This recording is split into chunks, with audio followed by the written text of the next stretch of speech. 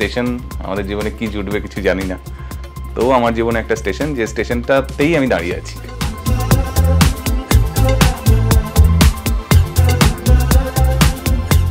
আমিও ভাবিনি যে সোশ্যাল মিডিয়াতে কিছু করব, টেলিভিশনে কিছু করব। আমি তো চেয়েছিলাম অ্যাকচুয়ালি পড়াতে, যখন স্কুল বা কলেজ লাইফে আছি তখন পড়াতে চেয়েছিলাম।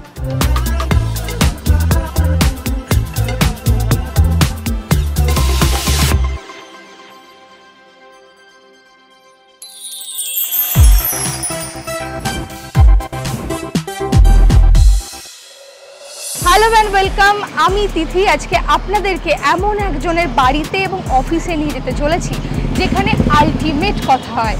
তার তীক্ষ্ণ দৃষ্টি, তার কণ্ঠস্বর এবং তার রিসার্চ যেন সত্যি আলটিমেট পথ দেখায়। আজকে আমরা যেতে চলেছি সুজয় নীলদার অফিসে এবং বাড়িতে। তাই লেটস গো, আর দেরি না করে চলুন আমাদের সঙ্গে।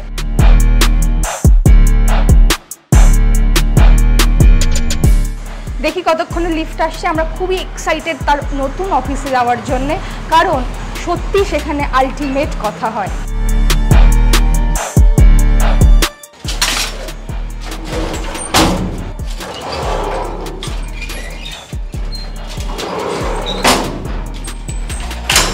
আমরা চলে এসেছি আলটিমেট ডেস্টিনিতে, তাই দেরি না করে আর কথা না বাড়িয়ে চলুন সরাসরি যাই। আজকে আমরা একেবারে আনস্ক্রিপ্টেড আড্ডা দেবো, তাই চলুন।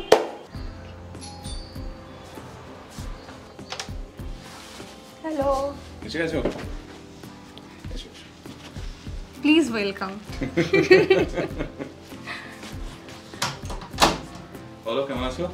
এইটা লাগিয়ে নাও, আমরা আজকে একেবারে আনস্ক্রিপ্টেড নির্ভেজাল একটা আড্ডা দেব। তাই এই আড্ডার প্রথমে যেটা বলছিলাম যে তুমি আজকে তোমার নতুন বাড়ি, নতুন অফিস ঘুরে দেখাবে, যেটাকে আমরা ট্যুর বলেছি। তো লেটস গো, কথা না বাড়িয়ে, দর্শক খুবই আগ্রহী কারণ এই নতুন স্থান দেখার জন্য। তো কিছুটা ওরা দেখেছে আমার ভিডিওতে, বাট তোমরা এক্সক্লুসিভলি তুলে নাও পুরো ব্যাপারটা। আশা করি জমেছে, মানে একটা প্ল্যান নিয়ে তো করেছিলাম, তো সেখান থেকে মানুষজনের আশা করি ভালো লাগছে বা লাগবে। পুরোটাই একটা হোমলি ফিলিংয়ে রাখতে চেষ্টা করেছি। অফিসে যা যা হয় সেরকমটা হয় না এখানে, বা আমরা কোনোদিনই করার চেষ্টা করিনি। আমাদের যখন ধরো ইয়ে ছিল, বাঘাযতীনে ছিল বা যাদবপুরে ছিল, সেখানেও আমরা কখনো চাইনি যে ওই একদম কড়া একটা কি বলবো কর্পোরেট কালচার হোক বা ইয়ে হোক। এখানে প্রত্যেকে যারা করে খুব মানে নিজের মতো করে কাজ করে, আর সবার ক্রিয়েটিভ লিবার্টি রয়েছে, নিজেদের স্বাধীনতা রয়েছে। হ্যাঁ, অবভিয়াসলি কিছু সেগমেন্টের কিছু বাধা ধরা নিয়ম থাকে, সেগুলো তো আমরা করি, কিন্তু তারপরেও ওরা নিজেদের মতো করে কাজ করছে এই মুহূর্তে। কেউ গ্রাফিক্সে রয়েছে, কেউ ভিডিওতে রয়েছে। আমাদের বাড়ি থেকে অনেকেই করে, যেমন সাউন্ডের যে ছেলেটি আছে বা আরও বিভিন্ন পেজের যে ভিডিওগুলো হয় সেগুলোর জন্য যারা রয়েছে তারা করে। এখানে কয়েকজনের মতোই জায়গা করা গেছে, সেজন্য আমরা একটু কোজি হয়ে সবাই মিলে কাজ করার চেষ্টা করছি। একটা ইন্টেরিয়ার প্ল্যান করেছিলাম যেখানে ওই তোমায় যেটা বললাম যে হোমলি একটা অফিস যেন হয়, সেটাও আশা করি অ্যাচিভ করা গেছে। তোমার কেমন লাগছে? আমার ওই অফিস বা ওই যে একটা চাপ থেকে বেরিয়ে একটা কোজি, একটা ল্যাব খাওয়ার জায়গা, একটা আড্ডা মারার জায়গা, সবটাই রয়েছে। তো সেই ক্ষেত্রে এটা দাঁড়িয়ে অফিস বলাটা মনে হয় সত্যি ভুল, কারণ এখানে যেগুলো মানে ডান দিকে বা দিকে তাকালে যেটা দেখা যাবে যে অনেকগুলো স্পেস রয়েছে আড্ডা মারার। তো আমরা প্রথমে কি দিয়ে শুরু করব? যা খুশি, তোমার যা খুশি জিজ্ঞেস করতে পারো। অ্যাজ ইন পুজো গেল, পুজো নিয়ে আড্ডা দিতে পারো। পুজোতে সত্যি খুব ব্যস্ততায় কেটেছে, মানে আমি দম ফেলার টাইম পাইনি। এই বছরটা মানে আমি চাইছিলাম একটু বেশি করে এখানে থাকতে, ওদেরকে সময় দিতে, কিন্তু আমাদের ধরো অগাস্টের 15 তারিখের পর আমরা এটাকে ফাংশনিং করেছি। তার আগ পর্যন্ত ইন্টেরিয়ার হচ্ছিল বা বিভিন্ন কাজকর্ম চলছিল। তো সেখান থেকে আমি বোধহয় ম্যাক্সিমাম 15 দিনই থেকেছি, এত 2.5 মাসে। কতদিন হলো এই জায়গাটা নতুন? এই জায়গাটা রেজিস্ট্রেশন হয়েছে ধরো মে মাসের 22 তারিখ নাগাদ। তারপর ধরো ইন্টেরিয়ার হয়েছে, ইন্টেরিয়ার জুনের শুরুতে শুরু হয়েছে, সেখান থেকে শেষ হতে হতে জুলাইয়ের শেষ হয়ে গেছে। 2 মাস লেগেছে টোটালি, কেননা কিছু হচ্ছিল আবার চেঞ্জ হচ্ছিল, এগুলো হতে থাকে, বুঝবে এগুলো। আচ্ছা, আমরা প্রথমে যেটা নজর কেড়েছে আমার এবং দর্শকদেরও মনে হয় সেটাই, যে পেছনে যেই ছবিগুলো রয়েছে ঘরটার মধ্যে যদি তাকানো যায় প্রচন্ড ঐতিহাসিক রিসার্চ কথা বলছে। আলটিমেট কি সেটাই? এই ছবিটা যেটা তুমি দেখলে দরজার উপরে, এটা হচ্ছে রঘুরাজপুরে। আমি পল্লবী, অভিক, আমরা তিনজন তো হরিহর আত্মা, তিনজনেই বেস্ট ফ্রেন্ডস। আমাদের মানে শেয়ার করার জোন, এর বাইরে কিছু বেরোই না আমরা যখন আলোচনা করি কোনো কিছু। তো আমরা বেরিয়ে পড়েছিলাম একটু গোপালপুর বিচ, ওখান থেকে পুরী হয়ে ফিরলাম। তো এটা রঘুরাজপুরের পেন্টিং, ওখানকার অনেক দিনের ঐতিহ্য এটা, মানে বংশ পরম্পরায় ওরা এরকমই আঁকেন। তো খুব ভাল লাগলো এটা, এবং এর যে সাইজটা প্রপার ওখানে ফিট করে গেছে বলে আমি বা নন্দিনী ভাবলাম যে না এটাকেই এখানে রাখা যায়। এটা কি ভেবে কেনা হয়েছিল? আমি অ্যাকচুয়ালি যখন দেখছিলাম পেন্টিং, অনেক দেখছিলাম, তো এবার কিছুতেই মাথায় আসছিল না কোথায় কি লাগাবো। তো তখন হঠাৎ করে এই সাইজটা চোখে পড়ে, এবং প্রপারলি দেখো জিনিসটা বেশ ম্যাচ করে গেছে। মানে এক কথায় যে জায়গার জিনিস জায়গায় রয়েছে। হ্যাঁ, তারপর শিফট করে গেলে রয়েছে জগন্নাথ। এটা তো ধরো পুরীর একটা খুব বিখ্যাত জায়গা, প্রিয়দর্শিনী বোধহয় ওদের দোকানটার নাম। ওখান থেকে আমার অনেক কিছু কেনা, মানে এখনো পর্যন্ত যতবার পুরী গেছি কিছু না কিছু ওখান থেকে নিয়ে আসি। এটাও তার মধ্যে, এটাও তোমার ধরো রয়েছে বলে ইকাত, বলে ইকাত আর্টে করা শাড়ির উপর জগন্নাথ দেবের মুখ। প্রতিটা জিনিস এখানে ধরো তুমি কালারের থেকে শুরু করে যা যা দেখছো পুরোটাই পল্লবী যেহেতু ডিজাইনার নিজে, ও আমাদের বাড়িটা যেমন করে সাজিয়েছিল। আমাদের বাড়ি অনেকেই ছবিতে ছবিতে বিভিন্ন দেখেছে, এরকম কোনো ট্যুর হয়নি, আমরা ইচ্ছে করেই কোনো রকম ভিডিও আলাদা করে দিইনি। কিন্তু মাঝে মাঝে যখন ও ছবি টবি তোলে, ওর সুন্দর সুন্দর ছবি তুলে দিই আমি, সেগুলো আসে, তো মানুষজন দেখে খুব আগ্রহ দেখায়। ওটাও পুরোপুরি ওর প্ল্যান করা। এখানেও কালার থেকে শুরু করে যা যা তুমি বিভিন্ন রকম ছোট ছোট টাচ দেখতে পাবে সেগুলো পল্লবীর ভাবা, ইন্টেরিয়ার ডিজাইনের সঙ্গে ওর আলোচনা করে এগুলো করেছে। আর এই দিকে যদি তাকিয়ে মানে দেখা যায় তাহলে প্রথমেই আসছে ফেলুদা সমগ্র, পুরোটা কি পড়া হয়েছে? আমার ফেলুদা না এই সমগ্রটা থেকে পড়া হয়নি, বাট স্কুল লাইফ থেকে শুরু করেছিলাম পড়া, কোনোটা বাকি নেই। মানে এটা আমি সংগ্রহের জন্য রেখেছি, কারণ অতগুলো বই খুঁজে খুঁজে কেনার থেকে আমি মনে হয়েছিল যে সংগ্রহটা যদি রাখি তাহলে, মানে সমগ্রটা রাখি তাহলে সবটা থাকবে একসঙ্গে। তারপরে বিভূতি রচনা বলি, একদম ভীষণ প্রিয় লেখক আমার। এটা এক দাদার গিফট করা আমাদের বিয়েতে। তো এটা আমার কাছে তো মনে হয় ভীষণ বড় একটা ঐতিহ্য, বা কি বলো, এগুলোকে সম্পদ বলি আমি। আলটিমেট সোনাগন্ডার থেকে অনেক বেশি দামি। আর নিচের তাকিয়ে চোখ রাখলে দেখা যাচ্ছে অনেক অ্যাওয়ার্ডস। এইগুলো কতটা নিজেকে ইন্সপায়ার করে পরবর্তী স্টেপ নেওয়ার জন্য? অ্যাওয়ার্ডস সবসময় ইন্সপায়ার করে গো। মানে আমার তো মনে হয় যে কোনো কাজ যখন তুমি করছো তখন সেখানে কেউ যদি তোমায় স্বীকৃতি দেয়, সেটা হতে পারে ন্যাশনাল লেভেলের, হতে পারে রাজ্য স্তরের, হতে পারে জেলা স্তরের, বিভিন্ন স্তরের হতে পারে, কিন্তু সেখানেই প্রতিটা কাজ, সেটার জন্য যদি তুমি কোনো স্বীকৃতি পাও সেইটা তোমাকে পরের কাজটা করার জন্য আগ্রহ বাড়ায়। আর কতগুলো অ্যাওয়ার্ডস রয়েছে এখানে, কি কি থেকে পাওয়া? এটা তো দেখছি ফরচুনের পয়লা পার্বণ। হ্যাঁ, এইটা পয়লা পার্বণ এবছরের। ওরা একটা সম্মাননা দিয়েছে, গত বছর পেয়েছিলাম অদ্ভুত বাঙালি বলে একটা অ্যাওয়ার্ড, তো সেখানে এবছর আমি ওদের ওটা পুরো প্রোগ্রামটাই হোস্ট করেছিলাম, ওরা একটা সম্মাননা জানিয়েছে। অনেক রয়েছে এখানে তোমার বিভিন্ন ইভেন্টে যাওয়া, সেগুলোর থেকে রয়েছে এটা খুব ভালো। যেমন তোমার GCETTB সম্ভবত, মানে বহরমপুরের ওদের টেক্সটাইল যে ইঞ্জিনিয়ারিং কলেজ, ওখান থেকে দিয়েছিল। পশ্চিমবঙ্গ সরকার কবিতা উৎসবের ওখান থেকে রয়েছে। এখানে একটা খুব ভালো অ্যাওয়ার্ড রয়েছে, এটা তোমার ধরো 50 লেখা রয়েছে, দেখতে পাবে তুমি। এইটা মুম্বাই থেকে পাওয়া। আমাদের একটা ছোট ছবি বানিয়েছিলাম 50 ঘন্টায়, সেটার জন্য আমরা পশ্চিমবঙ্গ থেকে একমাত্র সিলেক্টেড ছিলাম এবং অ্যাওয়ার্ডটা জিতেছি আমরা। এইখানে এটা তোমার বেঙ্গলস মোস্ট স্টাইলিশ বলে একটা অ্যাওয়ার্ড হয়েছিল, সেইটা পাওয়া। তার আগেরটা তুমি ফিভার এফএম দেখতে পাবে, এই বছরে পাওয়া। OTT সম্মান রয়েছে। এইখানে তুমি দেখতে পাবে আনন্দবাজারের আনন্দলোক বলে যে পত্রিকাটা রয়েছে, তার তরফ থেকে শর্ট ফিল্মে আমরা ওটাও সেই বছর উইনার ছিলাম। সেরকম কারো কারো ধরো কিছু এঁকে দেওয়া, ওই পল্লবী বলে একটি মেয়ে আছে, খুব সুন্দর আঁকেও, ও এটা দিয়েছিল, গিফট করেছিল এসে, তো সেইটাও রয়েছে। তার নিচে silver button, golden button loading. আমরা খুব কাছাকাছি আছি, আর একটু মানে অপেক্ষা, আশা করি। মানি প্ল্যান্টটা কি হিসেবে রাখা?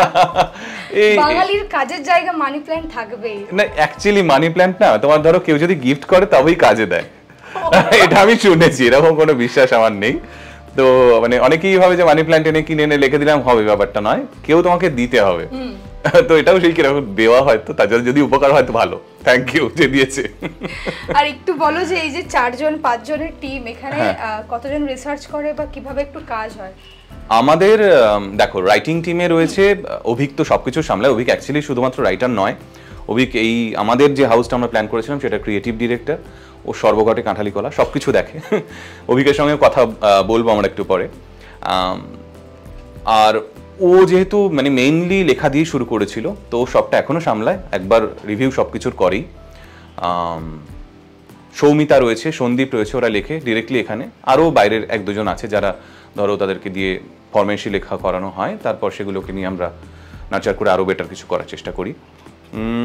এডিটিং টিমে যদি বলো, ভিডিও এডিটিং টিমে রয়েছে ইশিকা এখানে কাজ করছে, অর্ণব কাজ করছে, ওরা 2জন ইন হাউসে রয়েছে আরও 3জন রয়েছে। কাঞ্জি বলে একজন আছে, দেবায়ন সুদীপ্ত, আর তিলক বলে একটি ছেলে আছে কল্যাণী থেকে, ও বাড়ি থেকে কাজ করে। তোমার গ্রাফিক্সে রয়েছে 3জন, জয়দীপন, অয়ন্তিকা, আর ওইদিকে তোমার শঙ্খনীল, ওরা 3জন কাজ করছে। মানে প্রচুর গ্রাফিক্স লাগে, তো একটা ভিডিও করতে গেলে বুঝতেই পারছো কতটা গ্রাফিক্সের প্রয়োজন হয়, তো সেগুলো ওরা করে। সাউন্ডে আছে ইন্দ্র, ওখানে অয়ন একটা ছোট্ট ঘরের মধ্যে কাজ করছে, ওর আপলোডিং কাজ, সমস্ত কিছু আপলোডিং এবং সবাইকে নক করা, মেইল আসা সেগুলো চেক করা, কেউ রিপ্লাই করলে আবার তাকে রিপ্লাই দেওয়া প্রপারলি, এগুলো সমস্ত কিছু। এরকম আরও রয়েছে, কেউ সিনেমাটোগ্রাফি করে, যারা হয়তো ডিরেক্টলি করে না, মাঝে সাঝে এসে করে। এইরকম মোটামুটি একটা ছোটখাটো টিম, কোজি বা 10-12 জনের একটা কোজি টিম। হ্যাঁ একদম। কিন্তু মানে যেটা প্রশ্ন না করলেই নয় যে যখন থেকে শুরু হয়েছে তখন থেকে যদি তাকিয়ে এখন অবধি আমি দেখি, এই যে পুরো বিস্তর আলোচনা আমরা করলাম, সেটা কি সত্যি হওয়ার ছিল? দেখো, হওয়ার বোধহয় থাকে, সেজন্যই হয় আমাদের জীবনে কিছু না কিছু। আমি তো চেয়েছিলাম যখন স্কুল লাইফে পড়ি তখন পড়াতে। আচ্ছা, আমরা এই গল্পটা কিন্তু গিয়ে ওই সাইডে গিয়ে করতে পারি, ওই পাশে আরো 2টো রুম রয়েছে যেটার জন্য খুবই করতে পারি। হ্যাঁ, দেখো, প্রতিটা জার্নি হওয়ার থাকলে তবেই হয়, তার কারণ আমরা প্রিডেস্টিনড আমি মনে করি। তুমি শুধুমাত্র হাঁটছো, কোথাও কোথাও স্টেশন আছে সেগুলো তুমি জানো না বা জানো, সেইখানের দিকে তুমি এগোচ্ছ।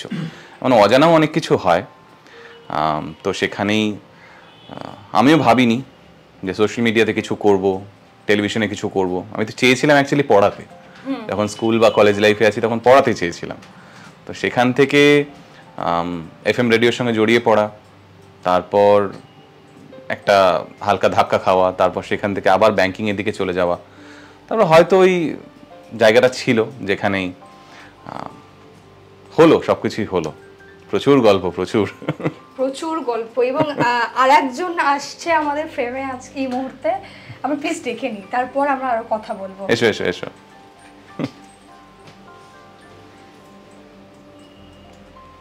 হ্যালো। ওকে ছাড়া কোনো কিছুই হতো না। মানে কলকাতায় আসা আমার ধরো কাজের জন্যই আসা, কিন্তু আলটিমেটলি এই যে বললাম, স্টেশন আমাদের জীবনে কি জুটবে কিছু জানি না, তো আমার জীবনে একটা স্টেশন, যে স্টেশনটাতেই আমি দাঁড়িয়ে আছি। আচ্ছা, এই স্টেশনে কি হাসি দেখে আটকানো হয়েছিল নাকি চোখ দেখে? বুদ্ধিমত্তা বলা যায়। মানে ওকে দেখিনি যখন ওকে ভালো লাগে, তো তারপর তো বাকি দেখা, কথাবার্তা। সেই সময়টা আমি একটা বাংলা শব্দের খেলা নিয়ে কাজ করি, একটা কুইজ শো হয়েছিল, কুইজ শোতে ও এসেছিল। তার আগে ওই কুইজ শোটা যখন অনলাইনে আমরা করতাম, ও খেলতো, তো সেখানে প্রায় দিনই ও জিতছো সেই মানে ইয়েগুলোতে, কম্পিটিশনগুলোতে। ওর নামটা, পল্লবী নন্দন নামটা আমার পরিচিত ছিল, দেখিনি কখনো। যখন ওকে ফার্স্ট টাইম আমাদের ওই কুইজ শোটাই দেখি, যেটা আমরা স্টেজে করলাম, সেন্ট জেভিয়ার্সে হয়েছিল সম্ভবত, না 2014-এ, ওই প্রথম দেখা। তারপর তো টুকটাক টেক্সট। কি মনে হয় এখন? যখন দেখেছিলাম তখন জাস্ট দেখাই হয়েছিল, মানে কোনো রকম যে ওই আবেগ বিনিময় এমন কিছু নয়। দেখা হয়েছিল একটা পুজোয়, 2014 পুজোয় প্রথম দেখা, মানে ওইটা জাস্ট এক ঝলক দেখা, ওই র্যান্ডম একটা জাস্ট দেখেছি ওরকম। আর কথা বলে এবার প্রথম দেখা করব, চলো দেখা করা যাক বন্ধু হিসাবে, সেটা হয়েছিল 2014 পুজোয়। আর সেই 2014 পুজো ম্যাডক স্কোয়ারে দেখা। তারপর তুমি বেড়াতে গেলে, বেড়াতে গিয়ে যখন ধরো নেটওয়ার্ক নেই, তখন আর কথা হচ্ছে না, তখন ফিল করলাম দুজনে না একটা কিছু টান তৈরি হয়েছে বোধহয় এবার। আর এই যে সেই শুরু থেকে এখন অবধি আলোচনা করছিলাম যে এইটা তো আলটিমেট আলোচনা করব, আমরা সেটা কখনোই ভাবিনি। এবং সুজাতা বলছে যে ডেস্টিনি যেটা থাকে সেটা হতেই থাকে। তো কি মনে হয় যে এই যে নিজের স্বপ্নের একটা জায়গা তৈরি করা এবং পুঙ্খানুপুঙ্খ নিজের নির্দেশনায় সব কিছু সাজানো, কি মনে হয়, কি বলবে? কিছুই মনে হয় না, বেসিক্যালি আমার মনে হয় এটা হয়তো হওয়ার ছিল, মানে আর আমাদের হার্ডওয়ার্ক আর মানে ওর হার্ডওয়ার্ক, আমার তার একটা সাহচর্য, আর সব মিলিয়ে কারোর একটা উপর থেকে হাত, এইটুকুই। মানে শুধুমাত্র হয়তো অনেকেই স্ট্রাগল করে, অনেকেই অনেকটা এফর্ট দেয়, তবু কোনো একটা জায়গা ক্লিক করে না। মেবি আমাদের জন্য একটা কিছু ভেবে রেখেছিলেন কেউ, সেই হাতটা ছিল, আমার মনে হয় সেই সব কিছু করে। সত্যি তাই, এবং আমরা তাই আজকে এখানে, এবং আপনারাও আজকে এতটা আগ্রহী এটা দেখার জন্য যে নতুন জায়গা কীরকম। এর আগে যখন শিফটিং চলছিল তখন আমি ব্লগে দেখলাম যে তুমি বলেছো যে ভেবেছিলাম হেরে যাব, ভেবেছিলাম পারবো না, এত কিছু চলছিল একসঙ্গে। কোন শক্তি পরিচালনা করলো বলো তো? না, অ্যাকচুয়ালি আমি পজিটিভ থাকতে ভালোবাসি খুব, মানে যে কোনো নেগেটিভ সিচুয়েশনে ও জানে, ও অনেকটাই সময় দেখলো আমাকে, প্রায় 11 বছর দেখছে। আমি একদম ছেড়ে দিই না হাল, মানে লাস্ট মোমেন্ট, লাস্ট রক্তবিন্দু দিয়ে চেষ্টা করবো, এরকমটা থাকে আমার মধ্যে। তো সেটাই এবারেও ছিল, এবং নেগেটিভিটি সব কিছুতেই থাকে, সেটাকে পার করে আমাদের এগোতে হয়ও। বাঘাযতীন বলো, যাদবপুর থেকে যখন বাঘাযতীন গেছিলাম অনেকটা বড় স্বপ্ন নিয়ে গেছিলাম যে জায়গাটা বড় করব, অনেক বড় টিম করব। সেখান থেকে ধরো কিছু ফিনান্সিয়ালি হোক বা এই হোক ওই হোক অনেক ক্ষতিগ্রস্তও হয়েছি আমরা। সেগুলোকে পার করে মনে হচ্ছিল যে না, এবার কিছু একটা এমন করা দরকার যেটা আর কৈফিয়ত দেওয়ার জায়গা থাকবে না কাউকে। নিজেদের মধ্যে একটা কিছু হবে, নিজেদের শান্তির জায়গা হবে, স্বাধীনতা থাকবে। তো সেইটা আলটিমেটলি হলো, সেইটাই ড্রাইভ করছিল হয়তো। আচ্ছা, আমাদের একটা কথা হয় যখনই আমরা কোনো কিছু ক্লিক করানোর চেষ্টা করি, তখন ওই বলে না বাঙালি কাকড়া জাত, এই কথাটা খুব বড় উপমা দেওয়া হয়। এই কেন মনে হয় তোমার যে এই যে পেছনে টানার একটা প্রবণতা, এটা কি তোমরা ফেস করেছো কোথাও গিয়ে নিজেদের ইন্ডাস্ট্রি থেকে পিছনে টানা? ধরো আমি তোমাকে একটা সিম্পল জিনিস বলি, আমি এখনো পর্যন্ত সেই আমার জীবনটাকে মাধ্যমিকের পরীক্ষা বলেই দেখি। মাধ্যমিক পরীক্ষায় কি জানো তো, তুমি তোমার কাজটা করে গেলেই হয়। তুমি যদি পড়াশুনো করো তোমার রেজাল্টটা ভালো হবে। এখানে অন্য কারো খারাপ রেজাল্ট করিয়ে তোমার রেজাল্টটা ভালো করার প্রয়োজন হয় না, তাই না?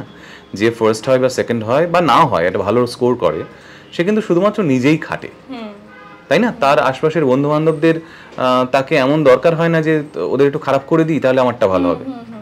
ওর নিজের লক্ষ্যে যদি স্থির থাকে, বাকিরা যাই করুক না কেন ওটার এফেক্ট করে না। ঠিক ঠিক ঠিক। ওর একটা পয়েন্ট যেটা আমাকে খুব টানে, যেটা ও খুব ভীষণ পজিটিভ, মানে খুব পজিটিভিটি দিতে।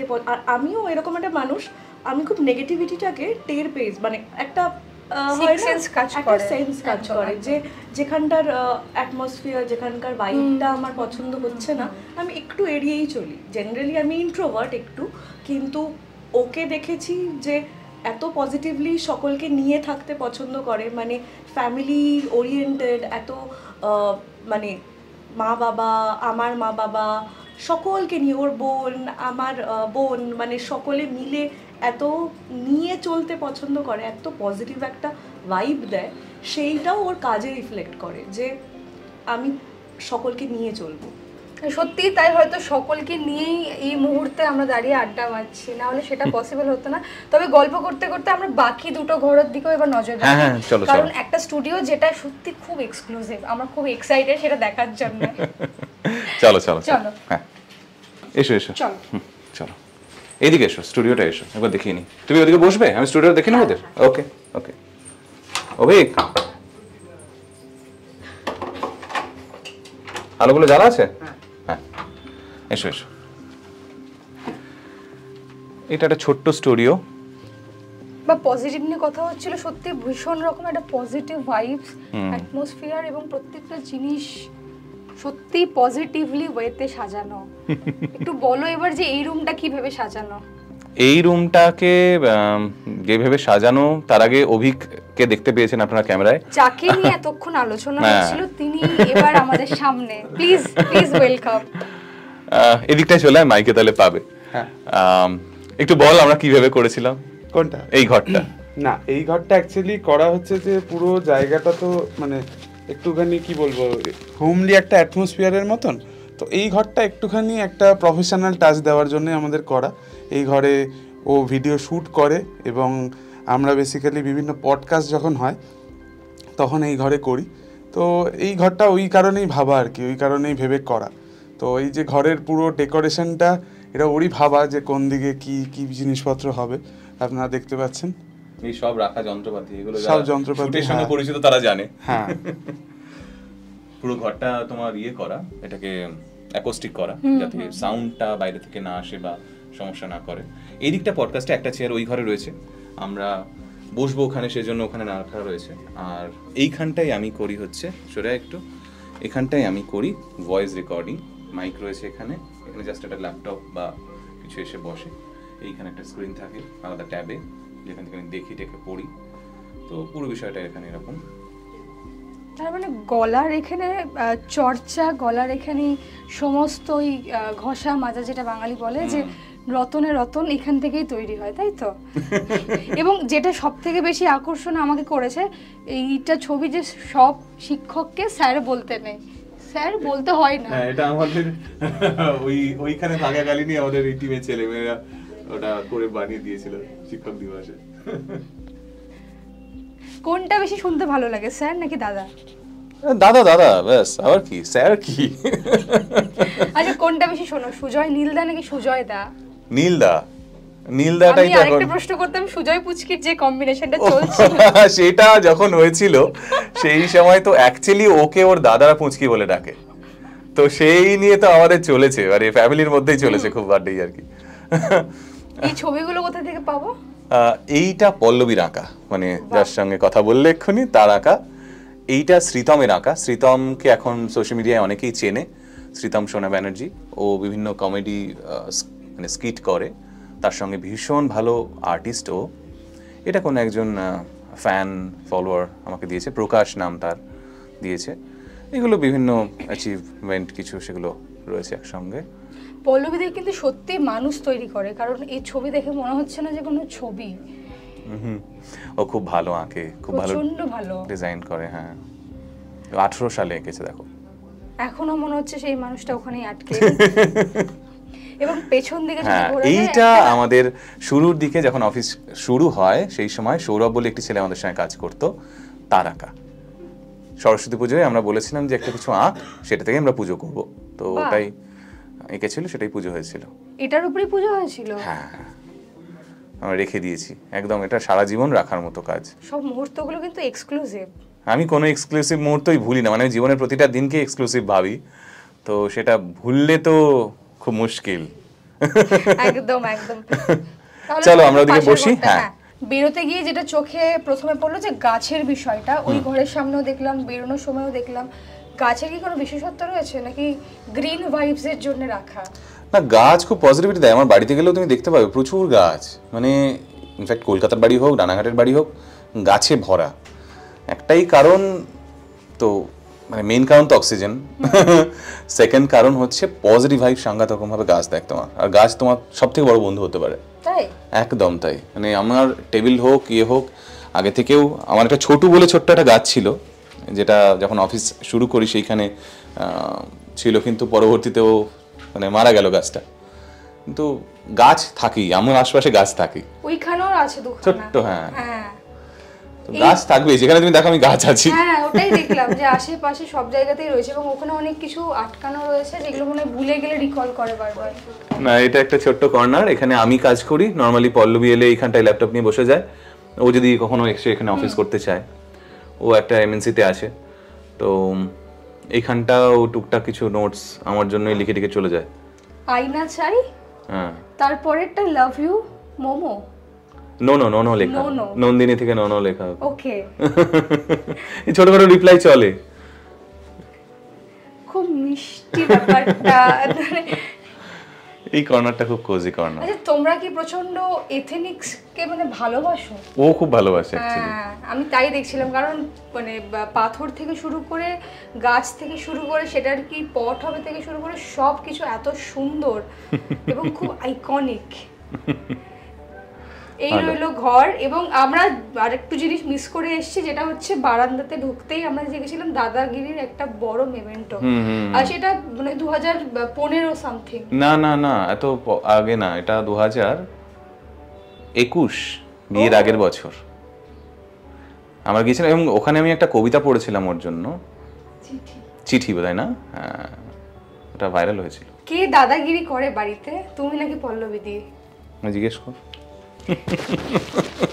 কেউই দাদাগিরি করে না বেসিক্যালি, কেউই সত্যিকারের দাদাগিরি কেউই করে না, দুজনেই দুজনের কথা শুনি। যখন আমি রেগে যাই, ও একটু রেগে গেলে একটু ভালোই রেগে যাই, আবার ও রেগে গেলে আমি আবার একটু ওটাকে সামলাই।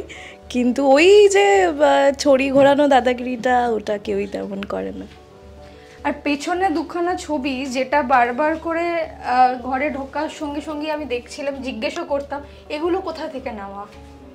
এইটা একটা এক্সিবিশন, এটা তো মধুবনী। মধুবনী, হ্যাঁ মধুবনী আর বিহারের। আর এইটা হচ্ছে খুব এক্সক্লুসিভ, এটা বীরেন কুমার বসাক, পদ্মশ্রী বীরেন কুমার বসাকের নাম শুনেছো? উনি শাড়িতে ছবি আঁকেন, তো উনি গিফট করেছিলেন পার্সোনালি। ওনার একটা ডকুমেন্টারি করতে গেছিলাম, উনি দিয়েছে। ও হ্যান্ড উইভ করা, গণেশ জননী আর কি, খুব সুন্দর। এটা পুরো হাতে সুতোর বোনা, উপরে, সুতোতে, হ্যাঁ শাড়ির উপর করা।